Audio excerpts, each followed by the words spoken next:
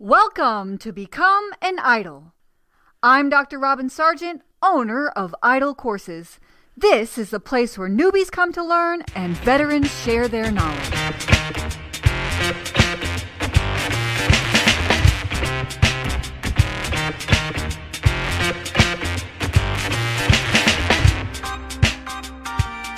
I have here with me today Corry Worrell, and you are just going to love hearing from Corry. I met Corry right before the Idol Courses Academy started, and we had a conversation of kind of his big goals and where he wants to start first.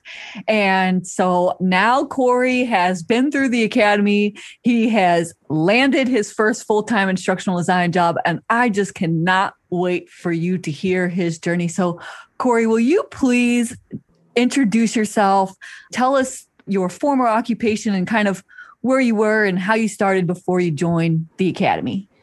Yeah, so as you know, at this point, my name's Corry Worrell.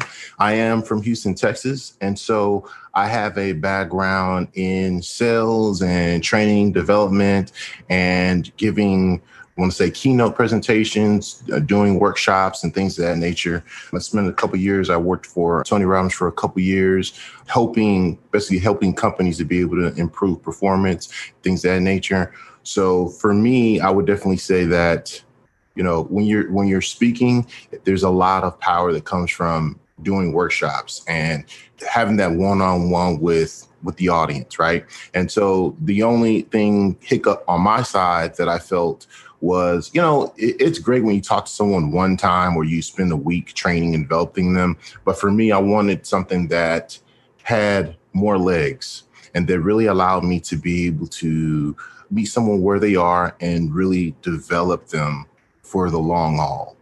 And so eventually I ended up getting into, I worked for a nonprofit for a little bit, recruitment, training, things of that nature. And I was really passionate about really diving into instructional design. And truth be told, finishing up my master's in August, educational technology, whoop, whoop, go Tigers.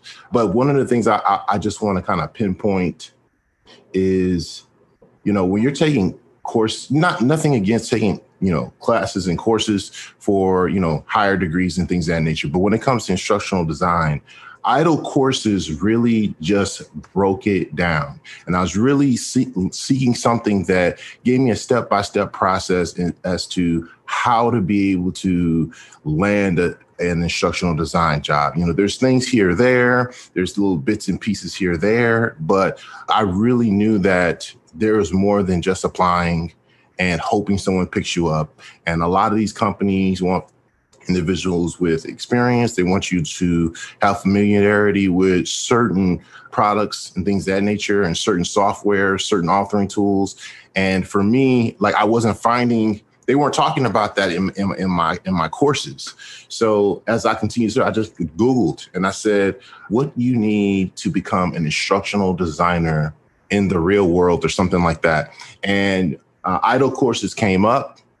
I took a look at the page that Dr. Sargent had, and I was immediately hooked. I was like, this is what I need, because she really broke down what you need step by step from, you know, how to be able to build your skill sets in instructional design step by step, how to be able to market yourself as an instructional designer, all of the preparatory pieces you need to develop so that you can be an instructional designer. What are the hiring managers looking for and how to be able to practice? I mean, it was like, I felt like she was holding my hand and walking me through the process as I was like, holy moly. And I'm the type of person, I don't, you know, when it's something, you know, I'm very wary as to what I invest in. But when I see something that is literally going to help me directly, I pull the trigger immediately.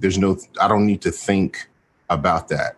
And so when I just looked at the full process, you know, I was like, wow, I'm instantly hooked. And so getting into the academy, I mean, like I say, it's everything that it's reported that it is. I remember a while back, then this is before I got my job with Nike. I saw a post somewhere where they were talking about, is idle courses really worth the investment? And I was like, most definitely. Like, there's nowhere else.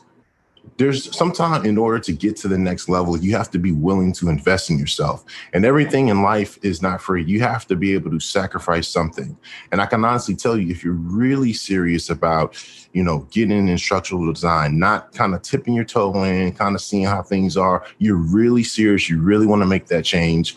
Getting involved with this great academy there's no question as to whether or not you should do it. Oh my gosh. So, I mean, and I didn't even remember some of those pieces. And so, I mean, Corry, you were already kind of in the training space, right? It was like performance improvement and those kinds of things. And when you came into the academy, I mean, you definitely learn about landing a job, but the other piece is about actually designing instruction, solving training problems and things like that.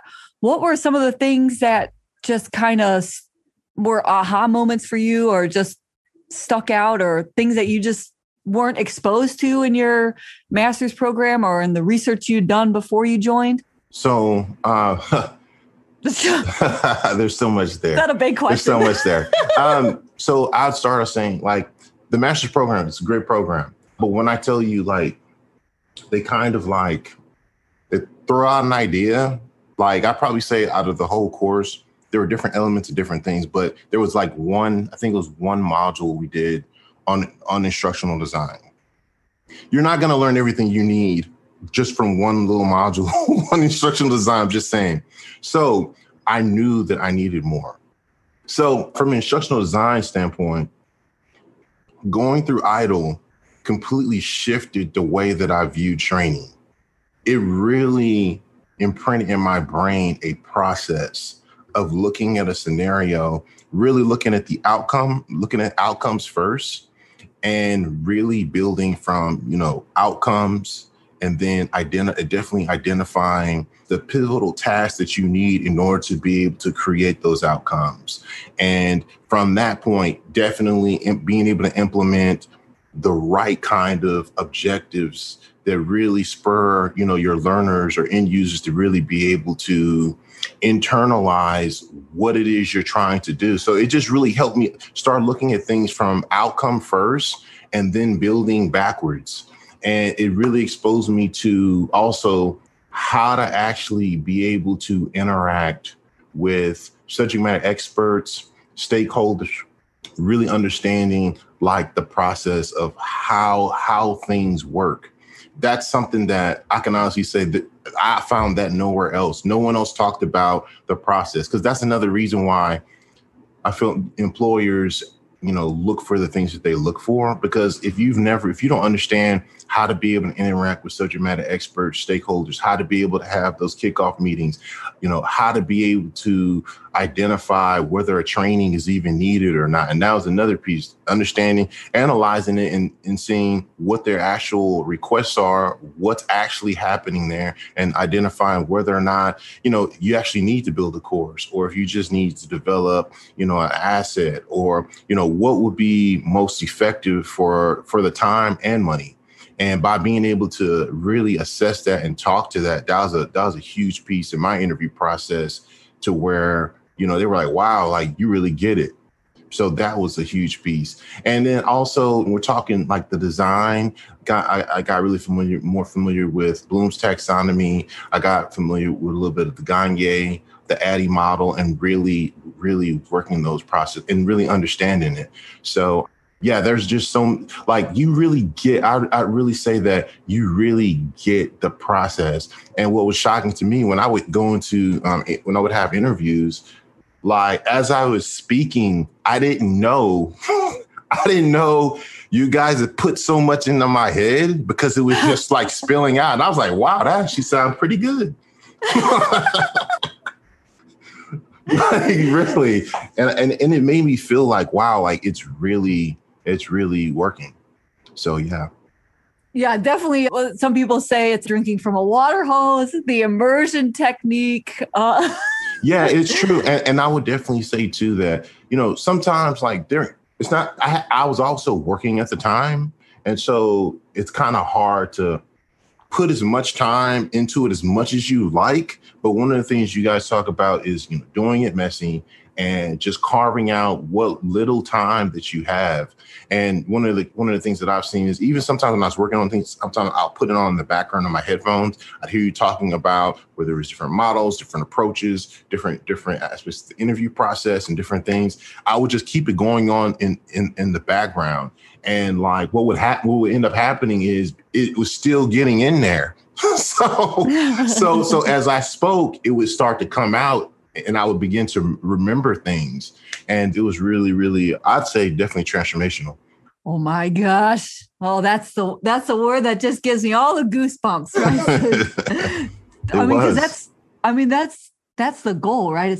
That's what we want for our learners ultimately. And that's absolutely what I want. So I want to hear kind of some of the, what are some of the challenges you had along the way? And so did you start, Corry, I can't remember, did you start in January of 2021 or did you start in September of 2020? No, I started this year. You did? It was January. Yeah. It seemed like a long time ago, but it really wasn't. Yeah. So I would definitely say I'm one of those where, I'm working and I was working.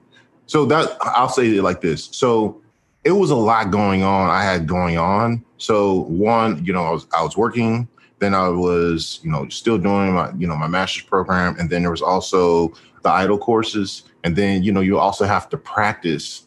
You have to practice creating different, assets, creating different aspects. So there was a lot going on. And so it's I'm only one person. So it's like you have to be able to divide your time effectively. So I would definitely say that a challenge was,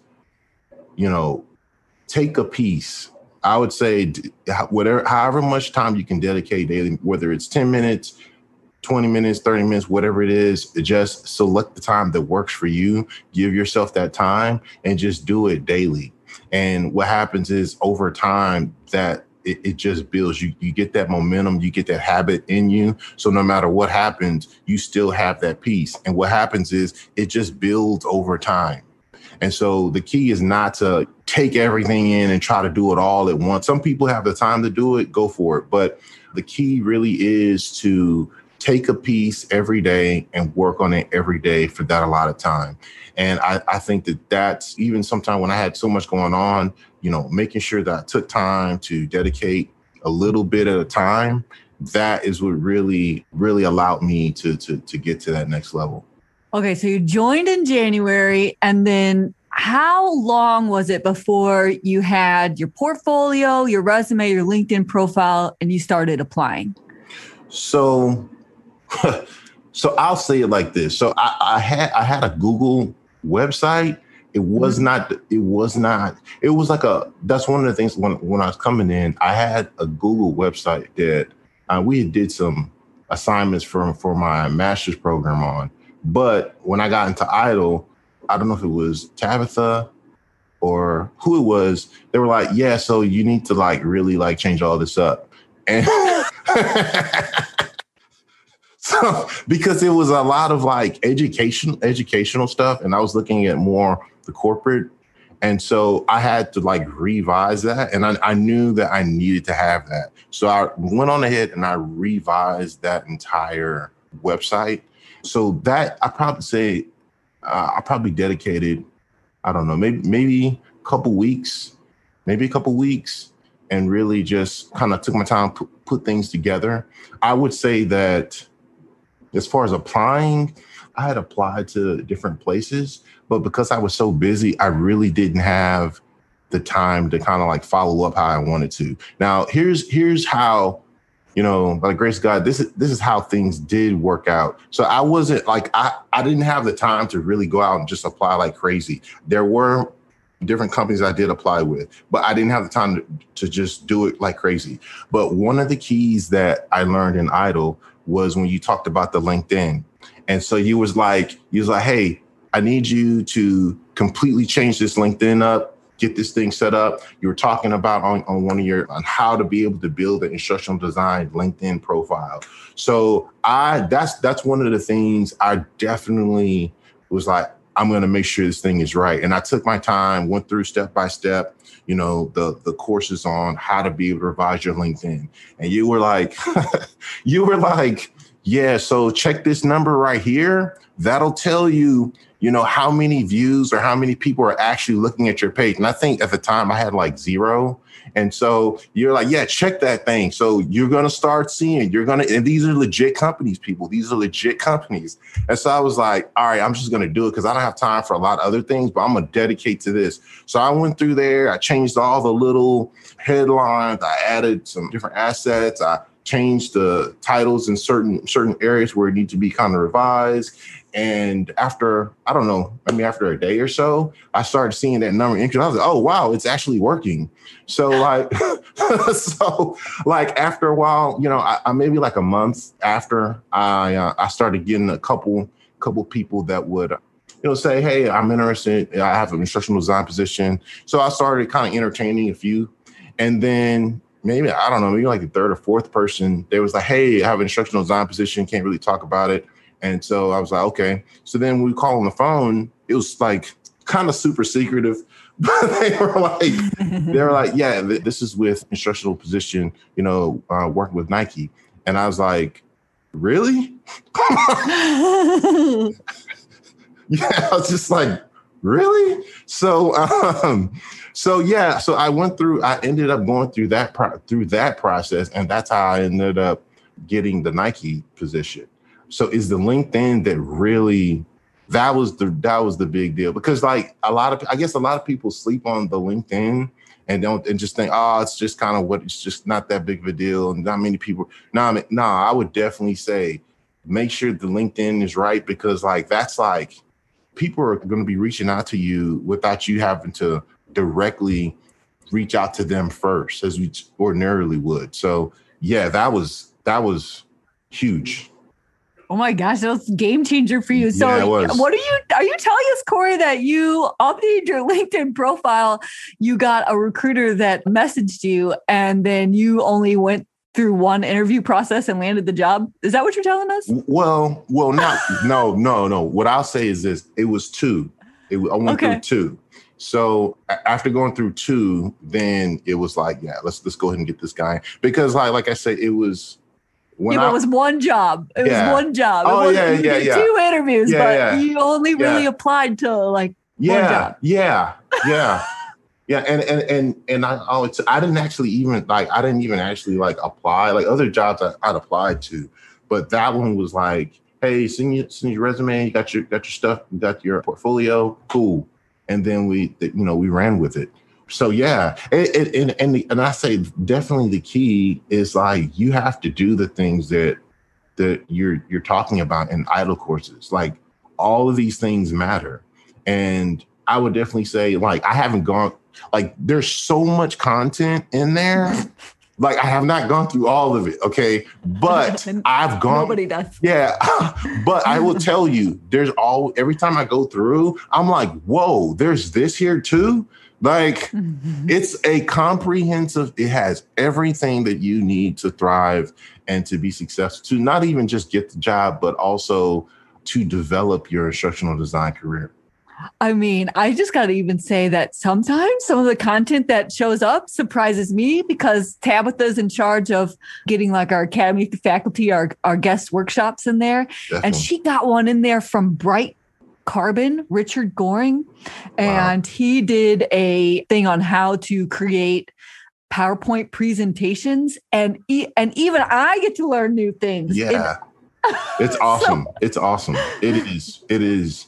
It's definitely like I say, anyone who's serious about doing instructional design, there's no doubt you in order to get to the next level in anything in life, you have to be willing to, sacrifice and just do whatever it takes. And I'm that kind of person. I'm not a person that just jumps in without thinking about it. But when I see something, I recognize something that's going to get me where I need to be, I just pull the trigger immediately because I know it's going to get me there. So I want to hear about your interview process. Okay, so the recruiter messages you, gets you on the phone. It's like, shh, it's for Nike. And then you're like, oh, it's for Nike. So then you have your first meeting. I mean, Were you nervous? Did you prepare? What did you do? What kind of questions did they ask you? I want to know. So you never feel like you're 100% prepared, just because it's just, I'll put it like this, especially like for myself, I hadn't had like an instructional design like position before. So it's like other jobs that I've had, whether it was sales or where, you have the experience, you kind of really have a deep understanding of the layout of what you're getting into. But instructional design was kind of different because I hadn't just dove into the industry like that. So I was going off of, what I've been using for idle courses. I mean, I used the idle course to interview. I think it was 3-4 different interview kind of situational questions and different kinds of things. And so I really focused in on a lot of the situational questions and things of that nature. And so when I had the first interview, it was like they would ask me situational questions, or how I would approach certain instructional design scenarios. And so, they may have asked me something like, let's say you have a stakeholder or subject matter expert who are set in their ways. How would you go about convincing them of a more effective process? Or let's say someone is insistent on having a course. How would you go about explaining to them that a course may not necessarily be the most effective way to get the outcome? How would you assess, certain situations? Or, what's your instructional design process? How do you go about managing multiple projects? And so those are some of the scenarios that they gave. And because it was one of those situations where when they were talking about what's the process, what process would you utilize, or what's your favorite process? And, I would go through and I would really give them a full breakdown, probably more than what they were thinking. And there was a point where they were talking about, I kind of went through Kirkpatrick's. And so they were like, wow, like you really know, wow, that's amazing. You really know this stuff. And you can tell, like, I was like, wow, guess I do. I said to myself. Way to go, Corry. Yeah. I was like, yeah, it was, but honestly, I kind of felt too, as I was going through, it was like, I would pull from different courses and modules that I'd heard you and different other people that's part of the Idle Academy were talking about with different scenarios. And it really, the more as I began to talk and go through the process, the more I became more confident. So yeah, definitely. And so was your second interview, was it with the team or the VPs or? No, it was with one of the individuals that was working with my manager. So It was him and her. They were both on there because the first time was just he and I. But then the second one, it was all three of us. And so he just wanted to get her thoughts on. She kind of asked me some of the similar questions, but they just wanted to make sure it was a good fit. And yeah, it was good. Okay, so now tell me about your role. Like, do you work on a team? What's your title? Have you, what's been like your first? Wow, how long have you been working? Like a month or so, or is it a month? I know. I don't even know. I don't know. I think it's like maybe 3 weeks. Maybe, yeah, I think it's about 3 weeks. So I am a Nike Athlete Experience instructional designer, and Woo! Yeah, and I have a team of about 5-6 people. Oh wow! And so it's crazy because there's the team isn't like a huge team, but there's so much that they do, and we work with other departments as well. So it's crazy how it all works. So yeah, it's been a really, really good experience. Do you get to work remote? Oh yes, most definitely. Yeah. Oh yes. Yeah, because I'm out in Texas and the headquarters is out in Oregon. So because of COVID and everything, everybody's working remotely. And from what I'm hearing, they probably keep it like this. They kind of like it better working remotely. But I will definitely at some point go visit the HQ. So yeah. Yeah, you gotta go get some Nike swag. Definitely. I mean, I'm sure that other people want to know. I'm just curious. Is there like an employee benefit when you're working at Nike? I cannot confirm nor deny. Oh, you can't even say. Oh, I didn't know. But yes, there is. There is, but yeah, there's like, and it's public knowledge, but yeah, there is definitely, you do get perks, Nike perks with it. Cool. Well, so I have two more questions for you, Corry. The first one is, what's something that surprised or delighted or, challenged you, whatever you want to say, about working in your first full-time instructional design role? I would say just getting used to some of their processes. So just getting used to some of the workflows that they have. But like, they have a really great, it's a great environment. Everybody's really welcoming. Everybody's really compassionate about you as an individual. Because, you have some companies where it's just like, okay, get out there, work. But like here, they're really about caring about the person themselves. And so like, I've had some great conversations with people throughout, and it's been really, really great. It's a really supportive environment. Oh my gosh. I just love that. Okay. So now here is my final question, Corry. And that is, what is your best advice for those that want to become an instructional designer? Honestly, I would say that, I've kind of said it throughout. If you're really serious about instructional design, the ITIL Academy is the way to go. Because like, wherever you are, as far as, your competency, as far as creating courses and, instructional design, like there's something in there for everybody at every level. And there's no way you know everything that's within, what's in ITIL Academy. So I would definitely dive in, because there is no doubt, like, this is one of the best investments I've made, like, in my life. And, if you really want to hop in, it's not an overnight thing. You have to put in the work. But if you're consistent, you'll definitely get the job. Because like, there was a point where maybe like 3 months in, out here during people getting jobs, and I'm like, man, I wish I had the time to dedicate to really doing a full-fledged job search.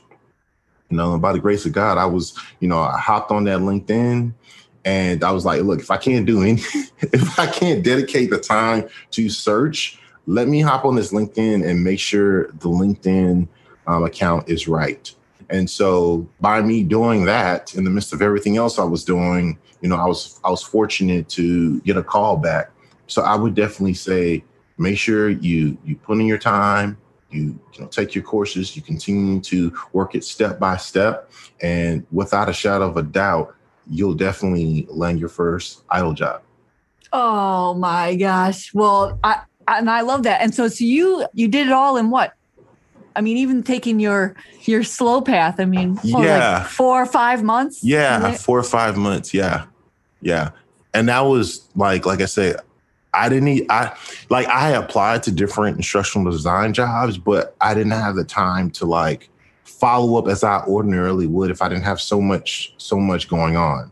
But like I say, I would because I think most people, it's like 3, they normally, from what I've heard, it's like 3, they normally get theirs in like 3-4 months. Everybody, it's different for everybody based on your life and what you have going on. But I was kind of like, man, I really wish I could dedicate more time, because I got so much going on, but it still ended up working. And sometimes you just gotta be patient, you gotta be persistent, and just keep going. And just like you said, it's just that little time you carved out just added up. And so here you are, you have your job. And thank you so much, Corry, for coming on and sharing your journey. I really appreciate it. Most definitely. No problem. And I'll just say to everyone else out there, if you haven't joined the ITIL Academy, do it now. Go for it. Oh my gosh. And then totally volunteer. I didn't even twist your arm or anything. Thank you so much, Corry. No problem, Dr. Sargent. Thank you so much for listening. You can find the show notes for this episode at itlcourses.com. If you like this podcast and you want to become an instructional designer and online learning developer, join me in the ITIL Courses Academy, where you'll learn to build all the assets you need to land your first instructional design job, early access to this podcast, tutorials for how to use the e-learning authoring tools, templates for everything course building, and paid instructional design experience opportunities. Go to idlecourses.com/academy and enroll or get on the waitlist. Now get out there and build transcendent courses.